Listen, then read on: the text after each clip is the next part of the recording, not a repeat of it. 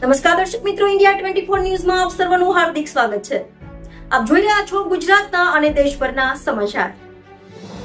સોજિત્રા તાલુકાના મલાતજ ગામે વરસાદી પાણી ઓસરતા સ્થાનિક તંત્ર, તલાટી કમ મંત્રી MS પરમાર, જયશ્રીબેન ડામોર તથા આરોગ્યની ટીમ દિલીપભાઈ MPHW તથા આરોગ્ય વર્કર, આશા વર્કર સાથે રહી દવાનું વિતરણ કરવામાં આવ્યું તથા ગ્રામજનોને સાવચેતી રાખવા સૂચન કરવામાં આવ્યા. Reporter Alpaben Patel, India 24 news, Sojitra.